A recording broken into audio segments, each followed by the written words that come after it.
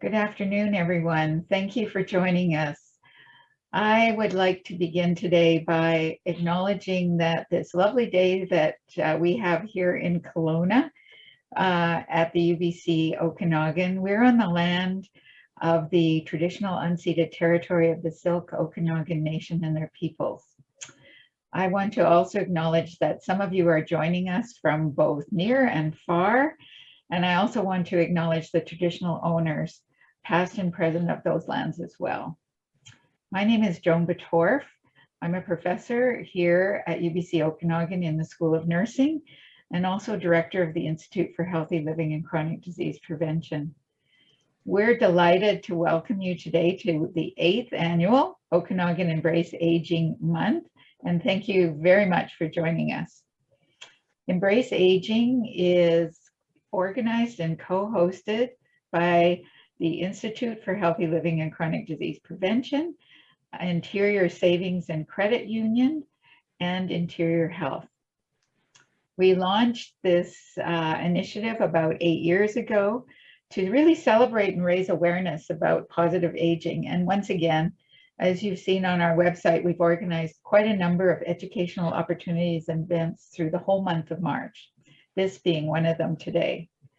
And as you will see in looking through the events, they're really designed for everybody, young and old, with a focus on really a wide variety of topics related to healthy living and just improving our everyday quality of life for both seniors and also families, actually everyone.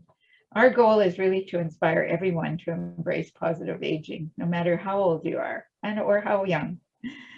You will notice that there's some closed captioning on your screen. You can move that around to your preferred location, or you can turn it off by finding the menu bar at the bottom of your screen. That's where it is for me, on the live transcript button, and you can turn it off if you find it distracting.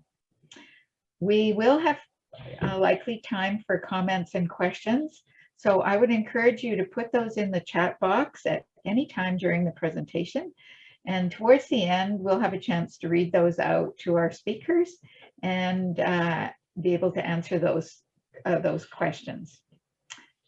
So to start with, I'd like to introduce Bonnie Pontelli, who's coordinator of community services for the Central Okanagan Hospice Association, and she's going to introduce our speakers today. Bonnie.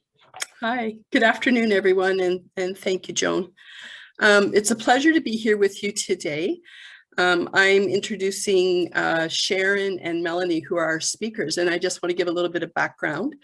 In the fall of 2020, that was last fall, the Central Okanagan Hospice Association, we ran a caregiver education series that was for 8 Saturday mornings on different topics that were relevant to caregivers, family caregivers. And today's session on home and facility care is one of those 8 sessions. If people are interested, you can go to our Central Okanagan Hospice website, and we do on our caregiver education or our caregiver support programs, we do have a link to all 8 of those videos. If anyone is interested, you can check it out, including this video has been recorded on our website. So the Central Okanagan Hospice Association, we have been around for 39 years. We've provided supportive care programs and services to individuals who live with a serious illness and their supporting family members. We do this through our community hospice visiting program, wellness programs, our visual services, and in providing various grief and bereavement supports. Our programs all complement one's medical care when living with a serious illness or frailty, at end of life, or when receiving hospice care. Our trained, compassionate, and dedicated volunteers and staff offer emotional, social, and practical and spiritual supports through all of our programs and services.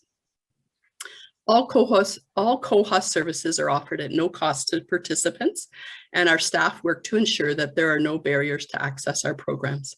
You will find us anywhere medical care is being provided, at home, in hospital, or long-term care facilities, and at hospice house. This isn't thanks to the generosity of our community. So today's presentation, home care versus long-term care. is a discussion on the strengths, joys, and challenges of aging in place, along with some considerations towards when and how one may make the decision to transition one's home to long-term care. Koha, we partnered with Sharon with JumpStart Communications and Melanie with Vantage Living, and different presenters were through our education series. But today we have Sharon and Melanie here with us. Sharon spent 12 years as area director for the BC Interior with a national home healthcare company. Today, she is the owner of JumpStart Communications and Business Development. She's co-author of Mama's Gotta Work. She serves as healthcare representative on the Central Okanagan Development Commission's Advisory Council, is vice chair of the Okanagan branch of Women in Leadership, and her latest co-author project, Fearless, arrives in bookstores this month. And Melanie Reinhardt has been an integral team member of both government and private seniors housing and care options since 2004.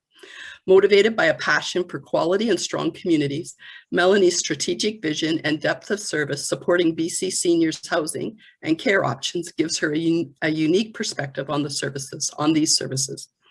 Melanie spent 14 years with Interior Health and joined the Vantage Living team in late 2017.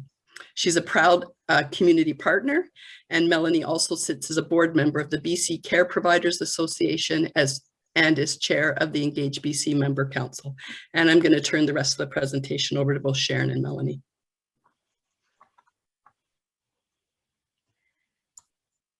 Thank you. I'm going to kick off our presentation today by, just a second, why isn't this moving? By asking a question. Are you supporting a loved one in long-term care at home and assisted living, or are you trying to do it from afar in a different city than your loved one lives in? If you can answer the poll, that would give us a great start.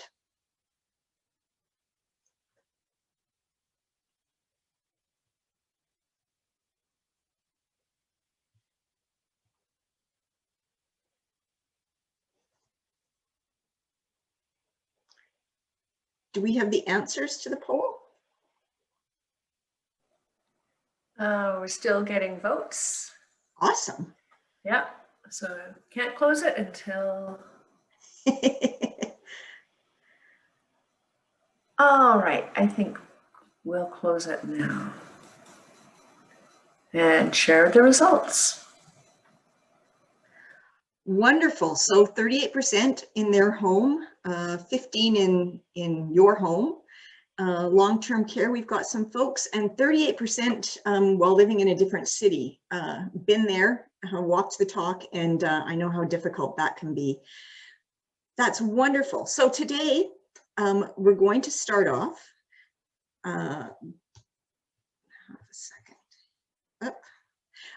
by doing first an overview of what we're talking about. So there are 4 types of care. The first is home care, which is what I'm going to address first off. That's when a care worker from either Interior Health or a healthcare, your hospital care program, if you're in a different province, comes into your home or your spouse's home, your family's home, and they provide any range of services. It could be cooking, house cleaning, personal care, complex nursing care. It ranges from 30 minutes to 24 hours, and it goes from being subsidized and private pay. Independent living residences are really designed for lifestyle. You're a senior and you don't want to look after your home anymore. You don't want to do all the cooking. You don't want to do all the cleaning, but you still want to be active. You want to meet people. You want to do things. And that's where independent living is so effective, is because the independent living residences provide all sorts of amenities and activities and transportation buses and all those kinds of things. And it lets you have a healthy lifestyle with support if you need it, 24/7 if you run into an emergency, but you're living your own life and you're doing your own thing, and you can do it in a safe and fun environment where you can keep busy. Assisted living provides support. You're still living fairly independently, but you've got somebody there to make your meals, do your homemaking, provide personal care if you need help bathing or getting dressed or taking your medication. There's somebody there to do that, but you're still able to be fairly independent. Long-term care is for those who need 24-hour professional care due to physical needs, advanced Alzheimer's or dementia, mobility needs, those kinds of things. It's the best option when a person can no longer care for themselves, and really is the safest way of somebody continuing life if they've got a lot of medical or mobility issues.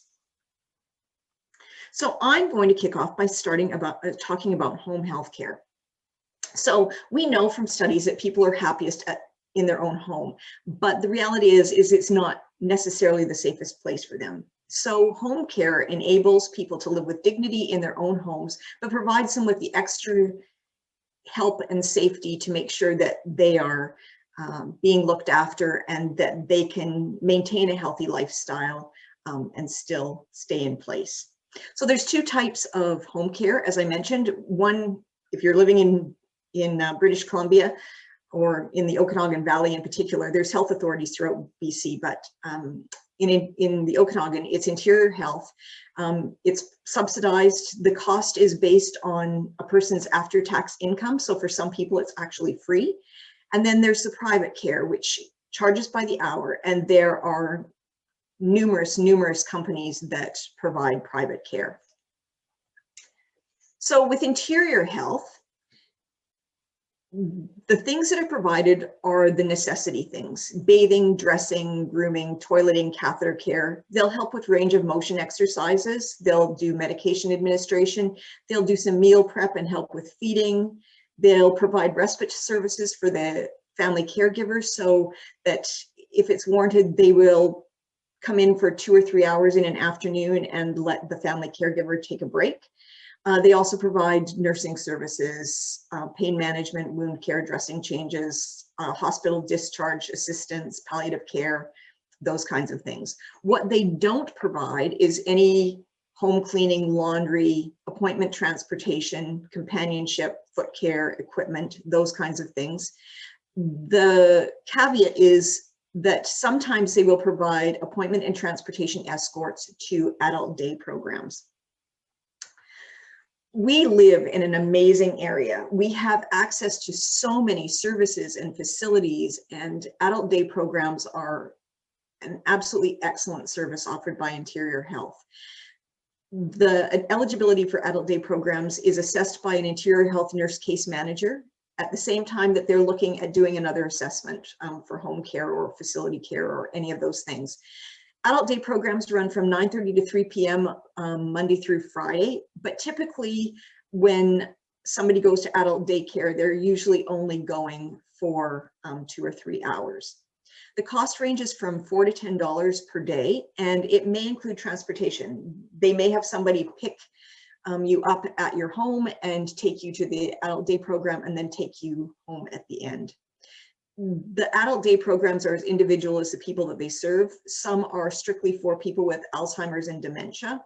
Others provide some personal care services like bathing, blood pressure monitoring, or medication monitoring. And then some are just social, recreational, therapeutic activities that provide a little bit of exercise, range in motion, a chance to do some fun things and be with other people. Which is very important. And it also gives the family caregiver a bit of a break. Private home support is divided into 3 basic categories. There's the touch services, which are bathing, dressing, grooming, basically assisted daily living, getting you out of bed, getting you fed. They also provide respite. They provide medication administration. The typical cost range in the Okanagan is between $34 and $39 an hour. They also provide transportation and escorts, which range from $36 to $46 an hour, plus mileage, which is typically 50 cents to 80 cents per kilometer. Again, every home care company is different, so that's why we've provided a range. The non-touch services are things like home cleaning, laundry, companionship, and respite. There, when they don't touch the client, they're not actually helping them get dressed, they're not helping them toilet or any of those things. They're basically just there to provide companionship and do home support services. They range from $30 to $35 an hour, but some companies don't differentiate between touch services and non-touch services because they're using the same staff and they're paying them the same wage regardless of whether they're doing touch services or non-touch services. So those are some things that you need to ask when you're booking private home care. The other is nursing services. Now there's two kinds of nursing services. There's the LPN and the RN. The LPN is less expensive and can do a lot of the hands-on things like wound care, dressing changes, foot care. RNs are sometimes looking after things like palliative care. If they're on IV pain medication, those kinds of things are handled by a registered nurse. It ranges from $50 to $80 per hour. Sometimes also people will ask for a nurse to accompany them on a medical appointment. Sometimes when you go into a medical appointment, it's hard to remember all the things that you're told by a doctor and you're processing it, especially if it's a complex care situation or a chronic illness. And so some people will hire a nurse to go along with them just to translate the appointment to family members and to make sure that they got all the information that they were supposed to receive. Home care visits. With Interior Health, they vary, from 30 minutes to 2 hours. And again, they're determined by the nurse case manager during the assessment.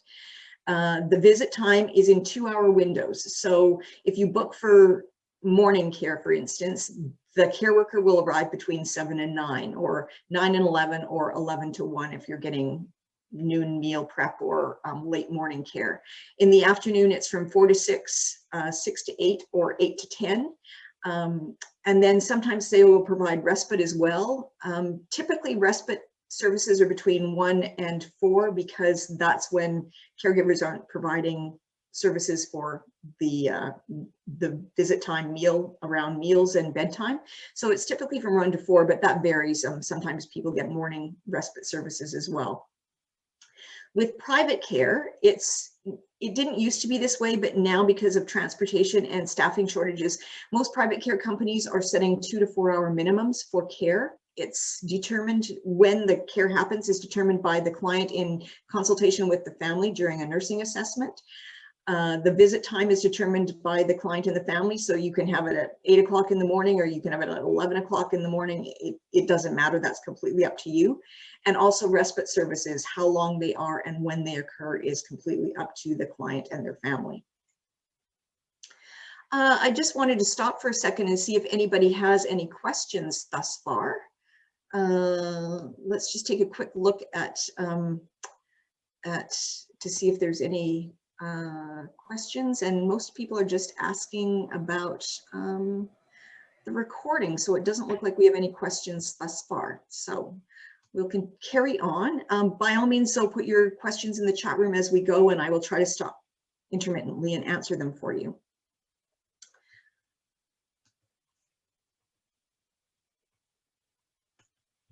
Okay. Up. Have a second. Up. Okay, so for how you get started. So with Interior Health, you contact Interior Health. There's the numbers there for Kelowna and Lake Country and West Bank and Peachland. And a healthcare professional will do a screening interview to assess eligibility. If they determine that you're eligible, and eligibility things are like being a Canadian citizen, being over 19 years of age, those kinds of things. If you're eligible or your family member is eligible, a healthcare professional will come out and they will conduct a needs assessment. And they will talk to family members, they might talk to the physician, and they will set up a care plan that would either include home care services, or they might suggest that adult daycare programs are required, or subsidized assisted living or long-term care. And then they determine costs. And again, in order to get Interior Health services, you need to agree to a financial assessment, and that cost is based upon the financial assessment. With private care, it's a bigger landscape to navigate. So what I would suggest you do is you Google home health care companies in Kelowna or Lake Country or wherever you are, and call a minimum of 3 companies. Now, I totally understand that it's a lot of time and it's a lot of energy and it adds to the stress. but I think that it's really important that you have something to compare to. So when you call and you ask for an assessment, like similar to interior health, they will send out a nurse to do a complementary needs assessment. Now, if it is a touch service that you're looking for, like feeding, assisted daily living, like bathing, dressing, those kinds of things, it should be done by a nurse. And you should ask the company if they are sending out a nurse to do the assessment. If it's things like just meal prep or laundry or home cleaning, it won't be a nurse in all likelihood. But touch services, you definitely need to have a nurse. And like I said, I would schedule more than one assessment. Healthcare companies expect you to look at competitors, so it's not a huge inconvenience for them. That's part of doing business. And make sure that you ask questions and you know in advance, you know, the kinds of things that you're looking for. So you want to make sure that the home care company can accommodate your needs and your preferences. So can they clean your house and do your laundry and do it at a time that's suitable for you? Can they show up at 9 o'clock in the morning? Do they use certified care aides for touch services? You know, people that have gone to school and have a diploma in care. Do they provide continuity of care? Now, this is getting tougher and tougher in our landscape because of staffing shortages, but you don't want a whole bunch of people going through your home and having to get accustomed to the ways of the way people work. So you really want to make sure that they are able to provide continuity of care, like 3 to 4 caregivers that are familiar with you or your loved one and know their routine and don't have to ask a lot of questions and those kinds of things. Safety protocols around COVID. What is being done to ensure the safety of you or your loved ones with COVID?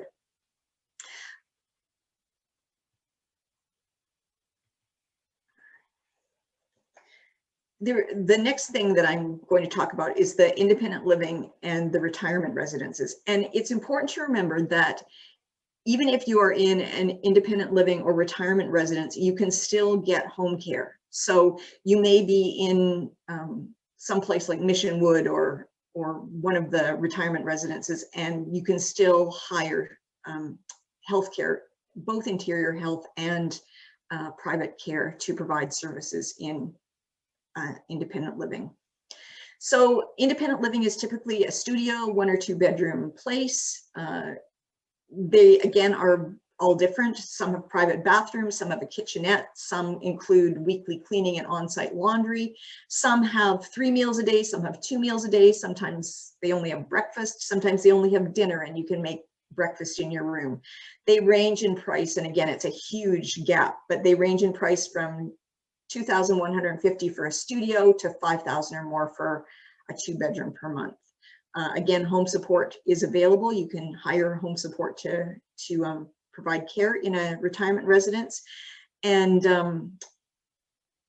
we are so fortunate where we live because a lot of the independent and retirement living residences here have long-term care or assisted living residences attached. So if you go into a retirement residence and you find that later on you need more care, it's literally going across the parking lot or going to a different wing in the building in order to change your care needs, which makes it really nice. It's not a huge change.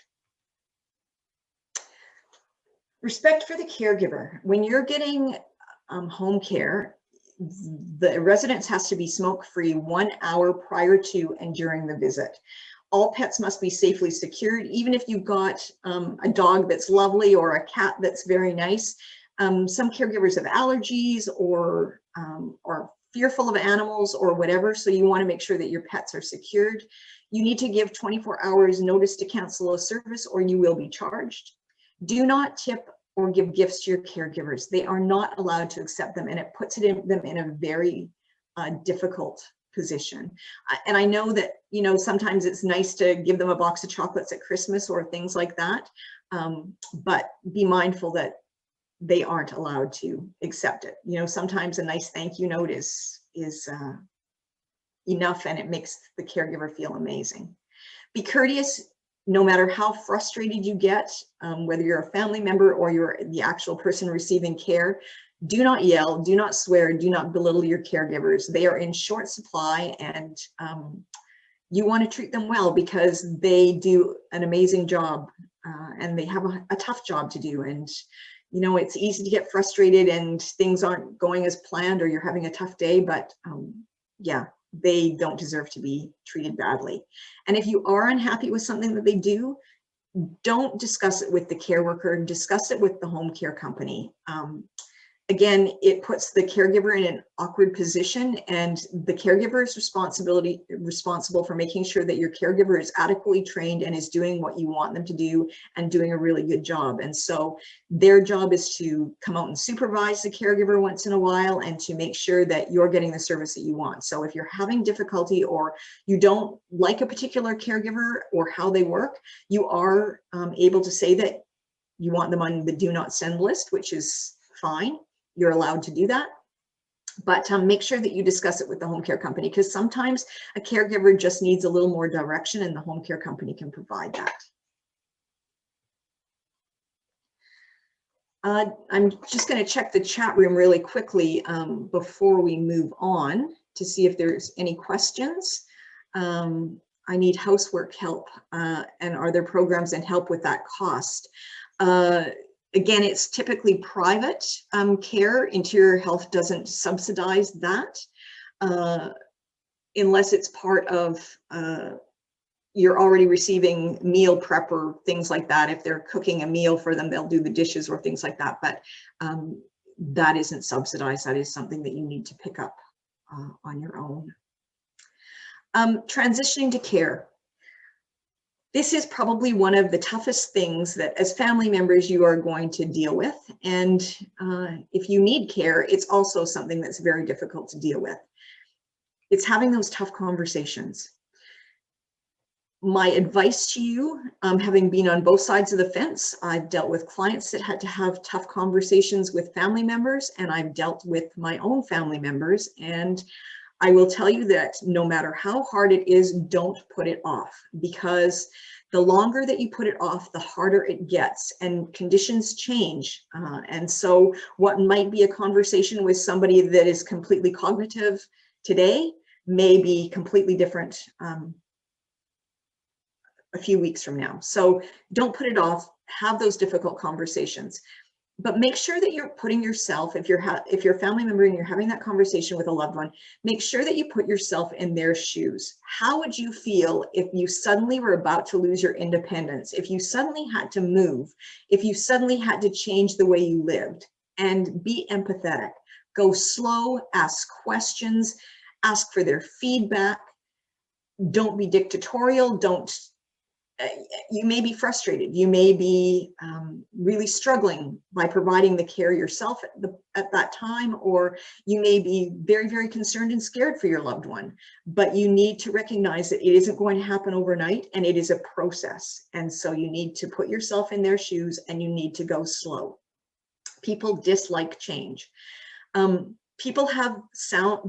People with sound mind have the right to live at risk. So if you tell mom that you think that she needs care or she should be going into a facility and she is completely cognitive and she says no, you need to respect that. You can continue to, talk about it and offer up options, but at the end of the day, they have the right to live at risk, and forcing somebody to go into care or receive care or bullying them is abuse, and you need to keep that in mind.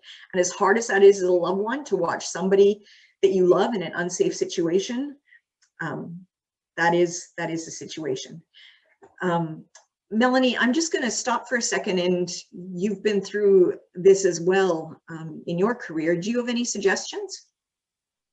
Sharon, I think you've said it really well, and I was reflecting that both of us find this as such an important topic. We both have these in our slide decks. That as you mentioned, the most important thing, in my opinion, is to start the conversation now. Start it early. Start it frequently. This is a major milestone in everyone's life, in the family's life, and in the loved one's life. This is a major change, and all too often, the transition to care occurs after a major medical event. Mm-hmm. So mom or dad has had an event and it's not possible for them to go back home. So the family is in a moment of duress and chaos, for lack of a better word, and they're trying to make this decision about transitioning into care. And when we have the opportunity or the luxury of time to start those conversations early, get ourselves familiar with the resources in our community and do what we're doing today, is having the conversation, it tends to be a little bit smoother. Perfect. Thank you, Melanie. I'll just tell you very quickly, my situation. My parents, we actually started to have that conversation with my folks when they were in their 70s, and they lived in a large home, and they were of the generation where they collected stuff. Like, there was stuff everywhere. And one of them was open to moving, the other one wasn't. They were looking at getting renovations done in their home. We had suggested maybe a smaller home would be better than renovating what they had, because there were a lot of stairs in their home. And after much deliberation, they decided to put their money into renovations in their existing home. So they did do some things. They put grab bars in the showers and things like that. But at the end of the day, it wasn't enough. And 5 years later, my mom started to have mobility problems, and my dad had to do the laundry because she couldn't navigate the stairs anymore. And suddenly the whole idea of moving and downsizing was so overwhelming that it wasn't even something that they would consider. So that's why I say, by all means, start this conversation early, because it is a process. And now I'm going to turn it over to Melanie to talk about assisted living and long-term care. That's great. Thanks, Sharon. I've just requested control, so there, I've got it. So good afternoon, everybody. Thanks so much for coming together today. I find it a really strong statement of values of our society when we can get a group together in the afternoon to talk about seniors care. Such a refreshing place from where we've been before. I'm just gonna play with my slides here just for a little sec, because they moved ahead when I didn't plan them to, but I will get there. Bear with me.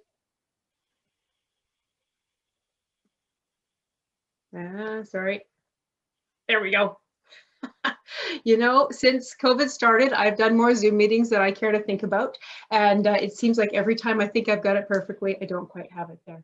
So as you can tell, I am an Okanagan girl. I've got sun coming in through the window. So if my lighting is off, I apologize for that. But as I mentioned, I'm really pleased that we're here today to be able to talk about this very important subject of seniors care.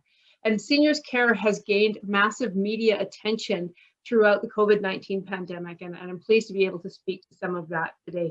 Across BC, we've got a number of options that Sharon has talked about, starting with home care and independent living, sort of the entry points to care. I wanted to talk about assisted living and long-term care, sort of the latter half of that trajectory. We have great services across Canada, but you'll know that across the country, we have different terms. So what we call assisted living here in BC is not necessarily what you'll find the same term used in another province. So if you're from out of province and supporting someone here, you want to be mindful of the terminology that is used in your local area. On the poll question we had earlier let us know that about 38% of the folks responding have some experience with assisted living or long-term care or supporting loved ones in those environments. And I'm hoping that any of you who haven't been in a long-term care or care home, assisted living facility recently, when we reopened to COVID and you have a chance to visit, I believe you'll be pleasantly surprised, because what we're seeing now in care is much different than we saw even 15 years ago. It's getting to be, these facilities are new, they're well appointed, and they've got a lot of amenities that we're really proud to offer. I'm going to play with my slides here again, come on. There we go. So assisted living, as I mentioned, is our lowest entry point in the publicly funded community care system for seniors. And when I say lowest, I mean the lowest health options. I keep moving that slide. Well, I'll still talk about assisted living. So in assisted living, individuals typically receive 1 hour of care per day. And this is care that is provided by care aides or a nurse. In assisted living, we see care that is scheduled needs. So it's a medication reminder or support with a bath, as Sharon mentioned. Unscheduled needs are more common in sort of advanced healthcare needs, where we are not able to predict the trajectory of those needs. And sometimes it's as simple as incontinence, sometimes as complex as a dementia. But in assisted living, we're dealing with scheduled, predictable needs. And assisted living is, as it sounds, it is care for folks who just require a bit of support. Our assisted living residents are typically very independent still. Some of them are still driving, and many of them are still active in their communities. In assisted living, you can expect to see a housing option that is a studio or 1-bedroom apartment. 2 to 3 meals per day are provided, along, as I mentioned, with the healthcare. Individuals bring their own furnishings, provide their own mobility aids and their own medical pharmaceuticals and incontinence supplies into assisted living. Best suited for folks who are, for individuals or couples. We do see some couples coming into assisted living. Those, as I mentioned, are requiring some health supports, but are still able to make their own determinations, still able to determine their own needs and make their own decisions. So assisted living, typically very active places. They are both funded and private pay. In British Columbia, we have approximately 4,800 funded units of assisted living. So they are not as predominant as our 28,000 funded long-term care beds, but still a very good, viable option. Very recently, there was a change in legislation that will soon allow assisted living providers to provide more services than they're currently providing, which I think will be a great addition. That's called the Community Care and Assisted Living Act, made a change. And I am certain that once COVID gets through and we get through this time, we'll be seeing a small change to assisted living so we can serve even more clients within that environment. Before I move on, I just wanted to check and see if anybody had any questions specific to assisted living, or I'll have time at the end as well. Let's check the chat. Whoops, I am having a hard time with this today. All right, I didn't see anything in the chat. I'm sure Jaquetta will raise her arms wildly if I should be stopping and waiting for questions. But I did also want to talk a bit today about long-term care. So when an individual requires more care than can be provided in assisted living, long-term care is the next best option. Long-term care can also be called residential care, and in some environments we refer to it as memory care. So residents in long-term care typically need 3 hours or more care by nurses and care aides per day. Long-term care also has support by allied health professionals like occupational therapists, physiotherapists, dietitians, social workers. Those sorts of supports are also available in long-term care. And while a majority of our residents in long-term care, about 75% of our residents in long-term care have some form of dementia, it's important to know that all folks in long-term care do not have dementia. I have some very cognitively well folks who are living in long-term care. Because there is a predominance of folks with dementia in long-term care, I tend to call them environments that are secure or departure resistant. So we have many units available in long-term care that support folks who might wander, so we can help keep them safe. And while most long-term care is funded through the Ministry of Health or health authorities, there are some private pay options available. In the Okanagan region, there is a predominance of funded care, where the individual is, as Sharon mentioned, assessed through the health authority and referred to a funded bed. You get a choice in which facility you'd like to be referred to, but there is a funded bed available at a cost of, it's income tested. So for individuals who are on typical government pensions, it runs about $40 per day, about $1,200 per month. And that's to support their housing and their care options. So folks in long-term care will have all of their housing, all of their utilities, all of their meals, and mobility aid products, some of the mobility aid products provided for them. So that $40 per day is to cover some of those costs, with the remainder being funded by the health authority. As I mentioned, there's also private pay options available. Not a big volume of the private pay options available, but they range in cost, probably starting around $7,000. I've seen some that are running upwards of $10,000 per day. There is a favorite of mine private pay facility in Alberta that is full, beautiful dementia care that's running over $10,000 a month. but their residents are transported to their appointments in the Rolls-Royce that the facility owns and operates. So it is quite a deluxe environment. Unfortunately, we don't have any quite like that in Kelowna yet, but I am hoping that that someday soon we might just get there. I think we deserve it. So long-term care, it's important for folks to know that it is available. So there shouldn't be a income barrier to getting individuals into long-term care. Assessments do generally come through the health authority. Most of your services are provided through long-term care by services. I mean, your hospitality, your cleaning, your housing is all provided in there. When we look to the other elements, I'm just gonna see if I can forward this a little bit. There we go. So when we look to moving into long-term care, we know that typically we're seeing a studio-style unit with a bedroom and a private washroom. Most of the new facilities, all of the new facilities in Kelowna are single occupant rooms, and that is important because we know that infection control is so much better contained when we are in those single occupant rooms. We also know that there's furnishings that are provided with the units that includes a bed and a bureau, a lockable drawer, and bedside table. Individuals moving into long-term care are able to bring some of their own furnishings, their own artwork, their own bedding, make it their own. It's important for us as an industry to understand and embrace the knowledge that people don't live in long-term care and live in our working environment, but we work in their home. So it's really important to me that we're able to maintain that working in their home environment. As Sharon mentioned, one of the things that's so important when we're considering seniors housing and care options is the fact that those we serve have a voice and a choice in how they are served and how their families are served. As I mentioned, long-term care and assisted living have been at the forefront of so many news stories in the last year. And given the impact of COVID-19, I would like to go to a very near and dear to me next poll question, Jaquette, if you can help me, just because I'm so curious.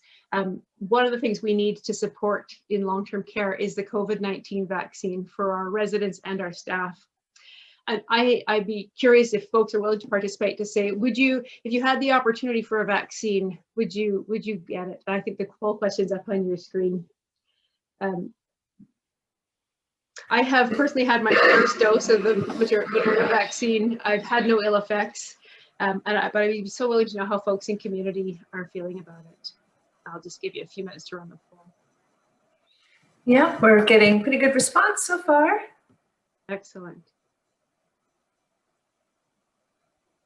Let's just let it run. It's been a very hot topic. We have ensured that, that our staff are aware that, and our residents are aware that vaccines are a complete choice. There's no recrimination or ill effects on individuals who choose not to vaccinate. It's such a personal choice for everyone that that we want to make sure that that choice is being respected. And so, Jaquette, I think I saw it pop up. Did we? I'm still getting a couple answers. Okay. Okay, I'll close it now. Okay. 88% are saying yes. That is great news. I know there's a lot of folks who are waiting, and I've got lots of those in my family, and that's your choice as well. I think that we're also so anxious to see how the vaccine will work that we're going to get out there. So that is fantastic news.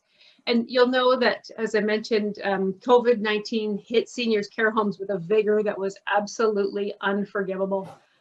It's important to note that in BC, we have a far different situation than our counterparts did in Quebec and Ontario.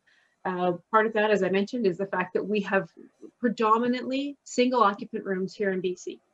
Some of our sites, some of the industry sites that are at the Lower Mainland that had multiple clients per room did have some pretty challenging outcomes as far as disease spread. But here in the Okanagan, we did not have the same massive outbreaks that we saw in other sites. And I think that was good practice, good fortune, and good timing as well for us.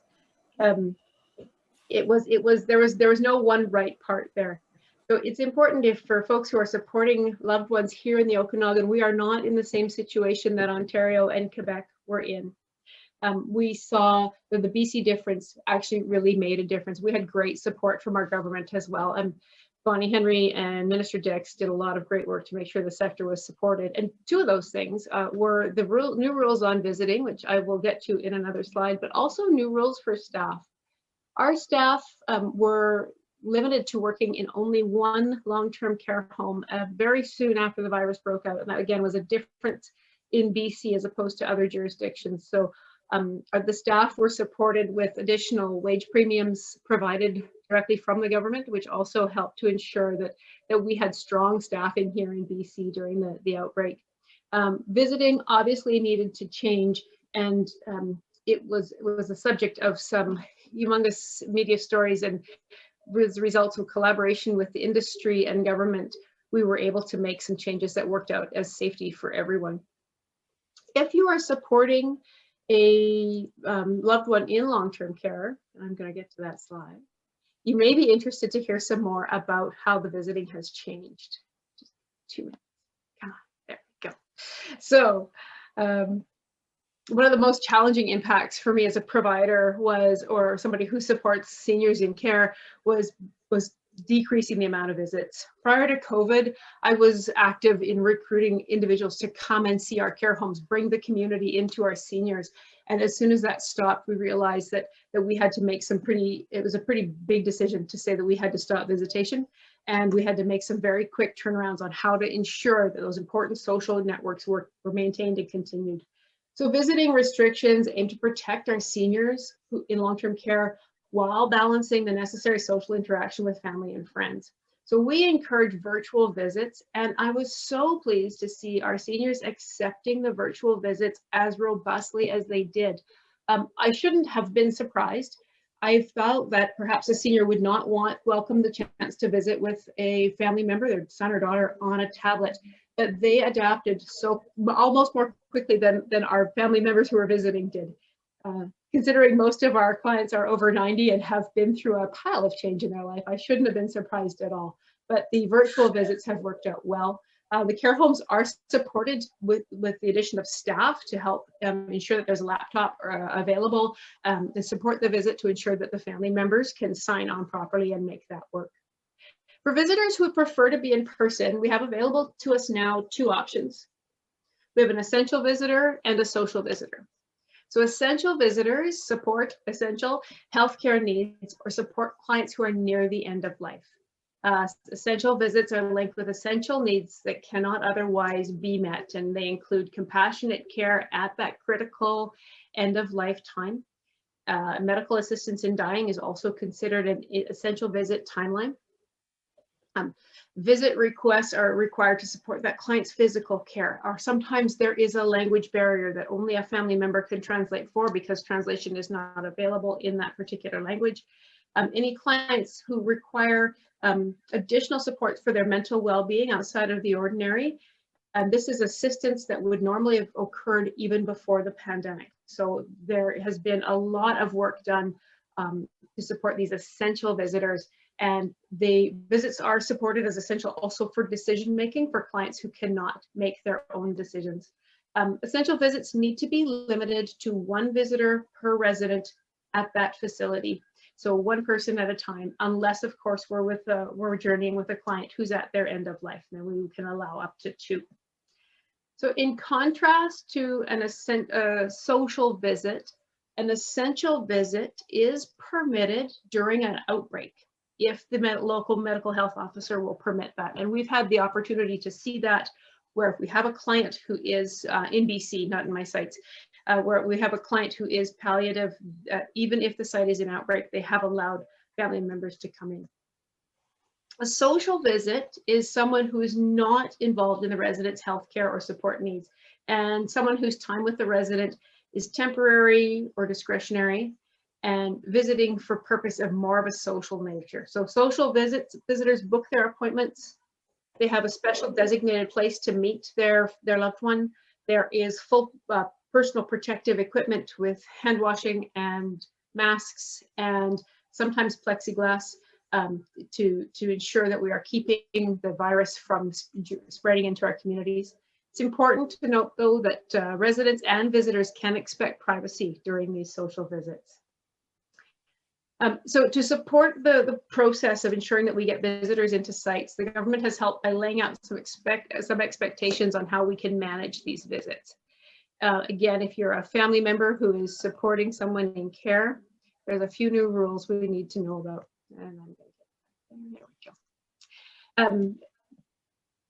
So I'm glad that the government has formalized a process for us. If you feel that you are an essential visitor, you make application to the facility, so your local site, and the operator must provide information to you on their process, and they must provide a response to you within 24 hours of their determination of whether you meet the criteria as an essential visitor. If you disagree with that determination, they have 48 hours to review it and reconsider and get back to you in writing with their determination. Now, there's some, these feel like some pretty stringent rules. My experience, particularly in the Okanagan, is that providers want what's best for the clients, and they will be more than open to being collaborative with family members to create a situation that will work for many people. So to that, there's a lot of new rules that have come out for visiting, and the goal is to make sure that we're supporting our residents and their families as best as we can. Just going to go down. So we've been through assisted living, we've been through long-term care. Now I just wanted to talk a little bit about what do I do next. Well, there is, if you're looking for care or you're looking for options within your community, there's a website, www.route65.ca, which is an online resource, an online directory of seniors living and wellness options, including home care, independent living, assisted living, and long-term care in BC. So you can find out what's in your community and also find some information on what should you expect. There's going to be some new features coming up that will be downloadable checklists. So you can tell if I'm looking for home care or assisted living or independent living for myself or mom or dad, what should I be asking these providers? And Sharon did a good job earlier of talking about what we should be looking at when we're choosing a home support provider, but I think it'd be helpful also to have some of these downloadable resources. Route 65 has also got an up-to-date news section that's available to anyone in BC to get some more information on newsworthy items and recommendations on how to support our seniors throughout BC. As Sharon mentioned, and we talked about a little bit earlier, starting the conversation now is better than ever. This can be a major this is a major milestone for most families. This is transitioning to care is certainly not the end of the road. It might be the moment of calm and relaxation that a family needs in order to really enjoy those moments with mom or dad when somebody else can manage their healthcare needs. As a loved one, you haven't let your family member down by needing them to transition to care. This is a tough job to care for someone who cannot care for themselves. And we are here as an industry association and a community to provide supports for those who need us. I see I've got a couple questions in the chat, and I just wanted to take a look at those if I can. And Yes, then open it. There's a question early on. Mhm. It asks, for a couple to live together in assisted living, do they have to have care, both have care needs? It's a very good question. So typically, when couples are referred, they need to have similar care needs in assisted living. The challenge is that if we have folks in assisted living or even in long-term care for that who are a couple where one of the members is not, members of the couple is not at the same healthcare list, it creates some challenges within the facility. So typically, yes, if both are in assisted living or both are in long-term care, I've got a couple who lives in one of my long-term care facilities, they both need to be assessed as appropriate for that level of care. So I could follow up with that. What happens when they don't need the same level of care then? How can we support couples? Yes, so that is very often, and we'll all know and remember that care is a transition. It's a trajectory in life. So there are options, as Sharon mentioned, for home support to come into assisted living or into independent living. So if, for example, I have a family member or my spouse I'm fine and healthy and my spouse needs a bit of extra care, perhaps we can live in independent living and have home care come in and help. Depends on the level of care. I've seen lots of circumstances where we'll see a campus of care, where we've got one member of the couple who needs that long-term care and another who's fine in assisted living. Unfortunately, they're not living in the same front door, but they're living in the same umbrella. So it enables that support in that way. Great. There's also a question about Nova Scotia.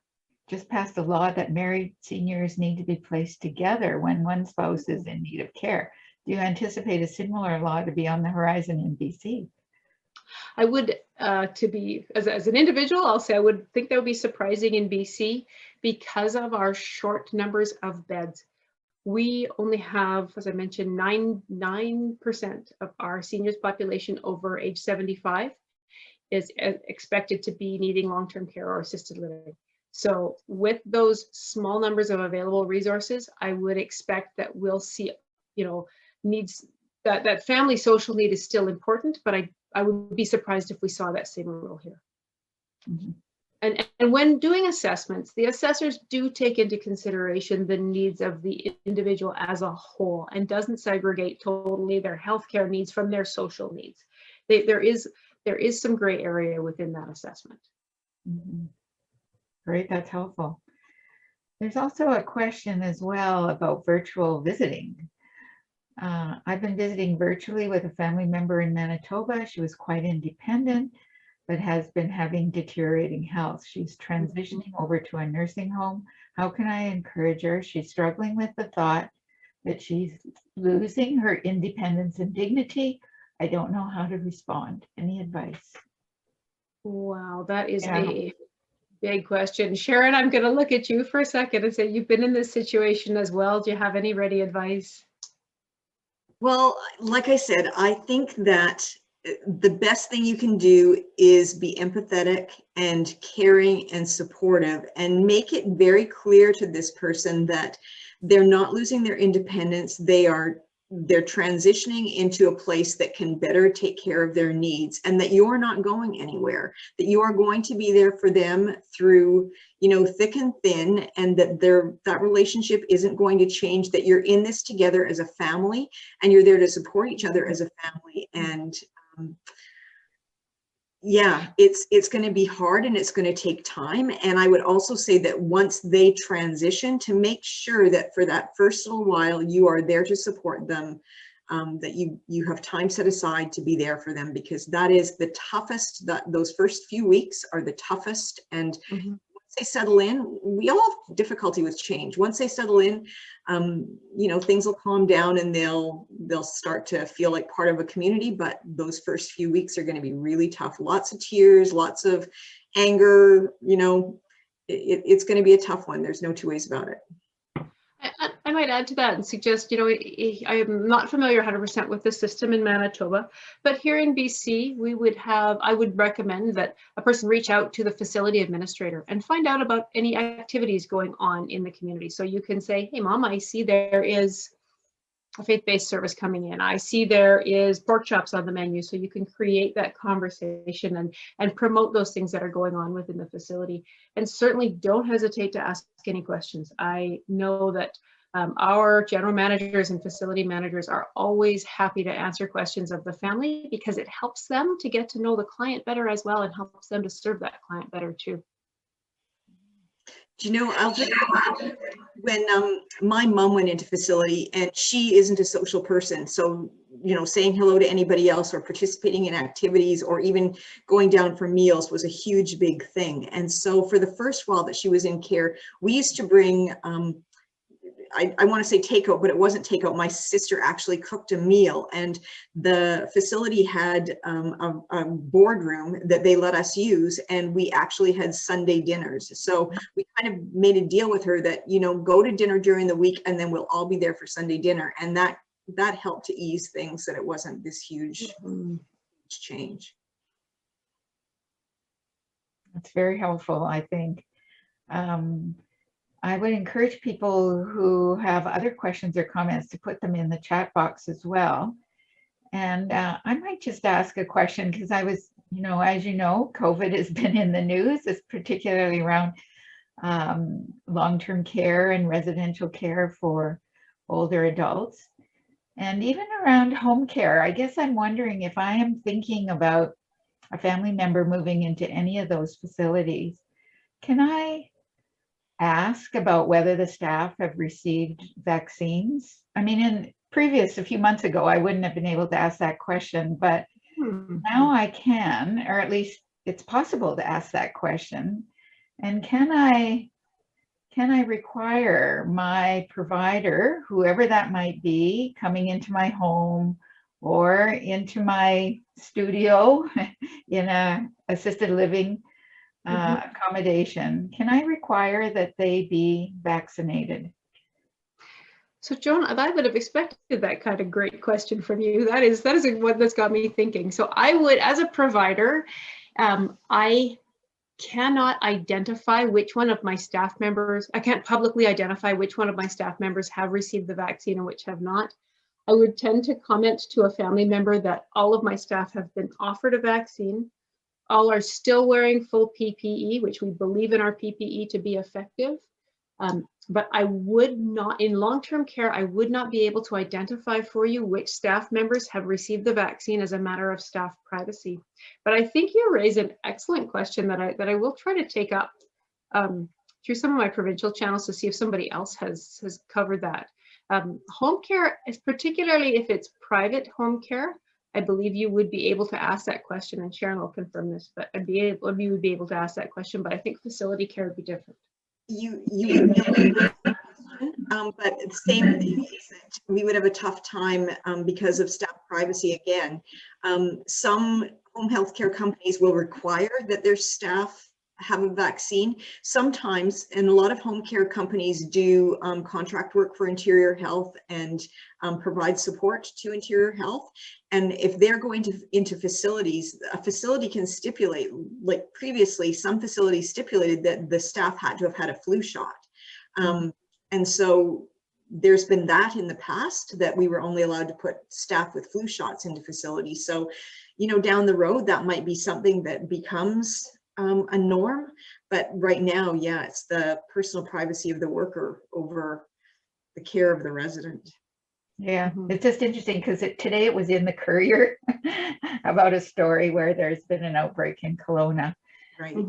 in an aged care facility, and the comment was made that I think about, and I realize we're in early stages of the vaccine distribution, and about 60% of, I think it was 60% of the staff had received the vaccine yet.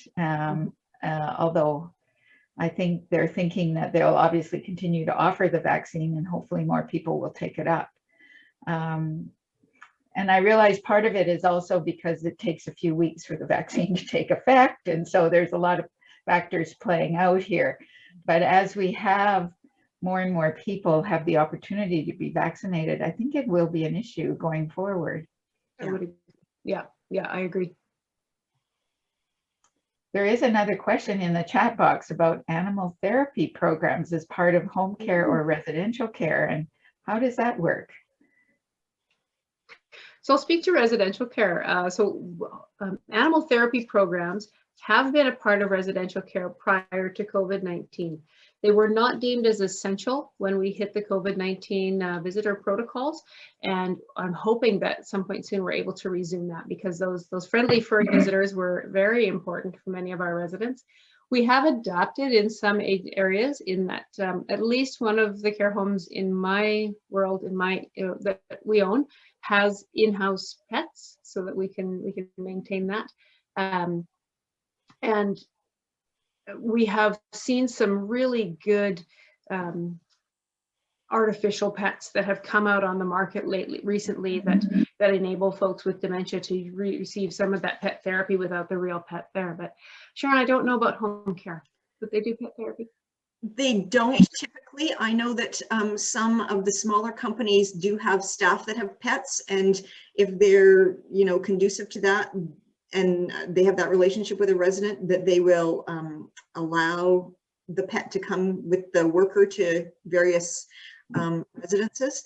But for the most part, no, I would say that it's not the norm, because the worker goes from house to house, and if one wants a pet and one doesn't, then the animal is left in the car or whatever. So it's certainly not the norm with home care.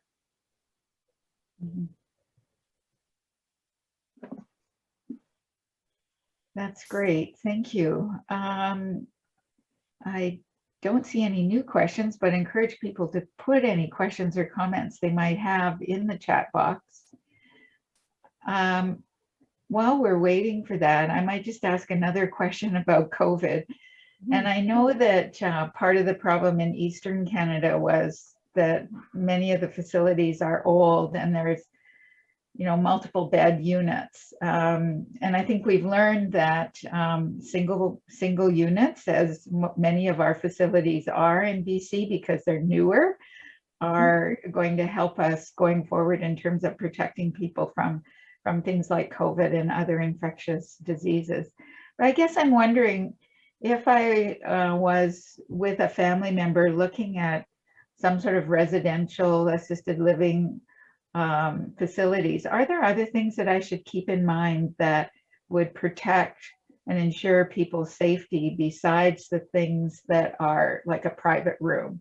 Are there other aspects of the facility that I might want to consider as well for patient safety or person safety during situations like COVID?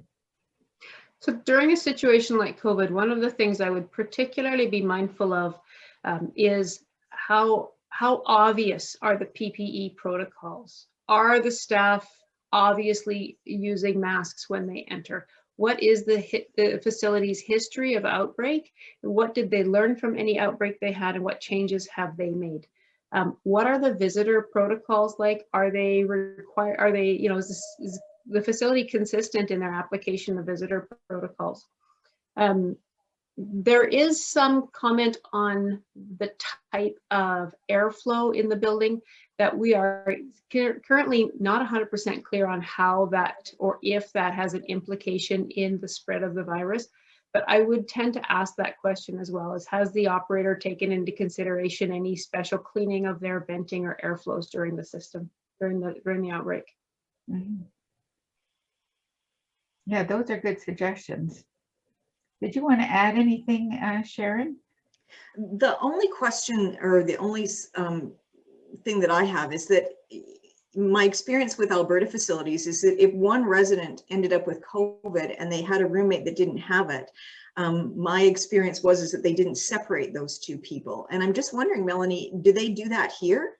If they were two to a room and one had COVID, would they separate them, or would they consider that that well person had been exposed and leave things as it was? So it tends to vary between the health authorities.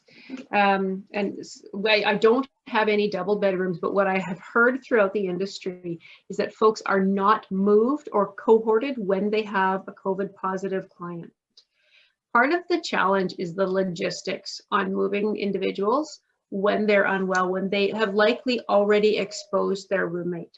So while the numbers of the multiple bed wards or rooms within BC is very small, I have not seen any cases where they are actively cohorting people or moving folks who have had the virus or who have tested positive to the virus away from other populations. They're certainly, ensuring that they maintain their distances and stay in their rooms and don't actively spread, but I'm not seeing that converse movement of change, of decanting those rooms or moving clients out. Mm-hmm. I believe the infection period is generally 3 days before symptoms arrive. Mm-hmm. So, yeah, that's helpful. Yeah. So one of the things that some of our faculty researchers have been working on, and that's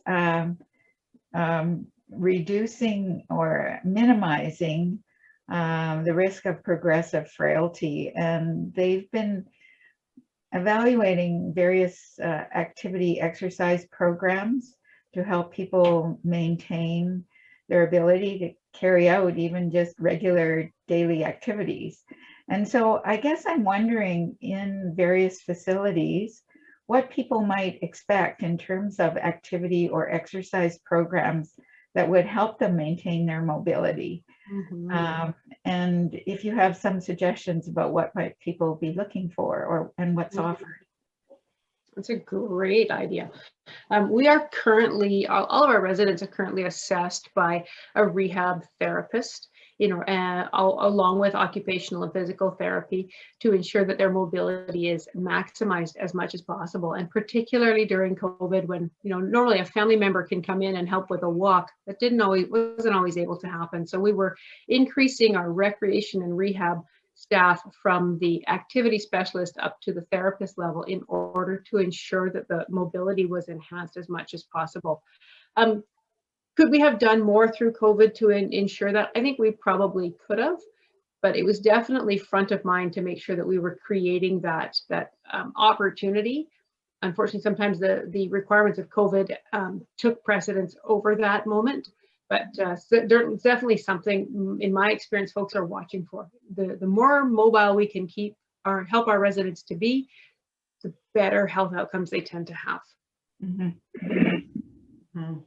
you want to add something to that, Sharon? I think too, family members, if they're visiting with their loved ones, I think that it's really important that they encourage that mobility as well. Like if the person is in a wheelchair, that if they can move it with their feet, they move it with their feet. They don't push them, even though it's easier. I mean, that's one of the things that we struggle with, is that we're used to moving quickly and we need to just slow down. So if they can move it with their feet, take the time and let them move it with their feet. Encourage whatever little exercises they can do in their wheelchair. As family members, I think that we need to advocate for our loved ones. And I think that the exercise is key to them, not only maintaining their strength, but their respiratory and all of those things. So I think taking the time, slowing down, and sometimes little things like those squeeze balls, or the bands that they can pull, all of those things are really helpful if a loved one has time to do that with. Yes, I agree. Actually, a friend of mine put something up on Facebook. Her mother is in, I think it's assisted living in Alberta, and she showed a picture of her mother with a group of people, and they're all sitting in chairs, physically distanced, but they've got that little machine where you can be like you're pedaling a bike, the aerobies or whatever they're called. Yeah. And they've all got one. They're sitting in their chairs, busy moving their legs, and they're actually on a trip through France. So this big screen is in front of them, and every day they go a little bit further on this route through France, and eventually they'll get through the whole country, I think. But it's been, I guess, kind of fun for her mother to be part of this group, cycling, as it be, through France, and maybe they'll pick another country after this. So it's interesting how really fun things can be created, even for people who can't necessarily get outside and get on a bike. Yeah, that's excellent. I don't see any further comments. Bonnie, do you want to jump in this conversation at all? Do you have any final or closing comments? Maybe we could start with some closing comments. Yeah, well, I'll just maybe I'll just speak to where COHA, or the Hospice Association, in different communities could fit in into some of this. There was the question about the person who had a loved one in Manitoba and who needs another level of care. Is throughout the country, just even at UBC, Barb Passat, she just got some funding for her NAV Care program, and all throughout the country, there's NAV Care volunteers who are able to go in and there will be more coming, but who are able to go in and just support people as they're transitioning through different levels of care and also accessing different community supports. So that may be something for people to keep in mind. If you're in the Kelowna area, you could reach out to us at COHA, and I'm happy to come out and speak with you, speak with your loved one, and see if we can find somebody who might want to support you. And they would support through the transitions of care. They would be able to be there to, you know, just provide some of the emotional and social and practical supports that come along with those. But in other communities, there may be a NAV care program, there may be other hospice associations or other older adults programs such as like we have, seniors outreach here that can provide volunteers to support individuals. And then the question about animal therapy. I know that in the hospital and at Hospice House, we have, I believe it's called Pets and People. It's a separate organization in the community that they'll go in and do therapy visits with people at home. Now through COVID, it's much more difficult because we're challenged in how we're able to put volunteers in place, but Pets and People will take their dogs and animals to visit people, I believe at home as well as in the facilities, if you reach out to them. So yeah, there's lots of different resources out there in the community. That's great. Thank you. And thank you for mentioning NavCare. And we've just put the link to NavCare in the chat box. But if you Google NavCare, even at UBC, you will get to the website that Dr. Pessett has up and a link to her program. Yes, and we're delighted that she's received some funding from Health Canada. Take this program that was developed right here in the Okanagan across the country, which is really, really wonderful. Yeah. So we'll have to have her talk more about her program on Embrace Aging maybe next year, because it'll be hopefully fully rolled out by then. So thank you for those closing comments. Sharon, do you have any closing comments for people? No, I just want to say that, you know, family caregiving is very, very difficult, and that facility care takes some of the pressure off. And when your loved one is in a facility, it doesn't mean that you are not doing your job as a family caregiver. You know, some families visit every single day when they can. COVID has changed things a little bit, but it just means that you are becoming the family member that cares for your loved one instead of the caregiver, and that relationship is really important. So, you know, if you are caring for your loved one at home and things aren't working out, start that conversation, because you know, facility care is an option to keep families being families and not caregivers. Great suggestion. Thank you. Melanie, any last words, closing remarks? Thanks, Joan. I just wanted to appreciate the participants we had today. It is important to keep the conversation going. So appreciate the support of the various sponsors, UBC, Interior Health, Interior Savings, in order to ensure that we keep the conversation going. I'm so pleased that we have this much interest in the seniors care, and I hope that that continues. So keep asking your questions, keep seeking information, and together we can make a system that will work for us all. Great, thank you very much. Thank you, Bonnie, Sharon, Melanie, for joining us today and giving us such valuable information and opportunity to talk about this really important topic.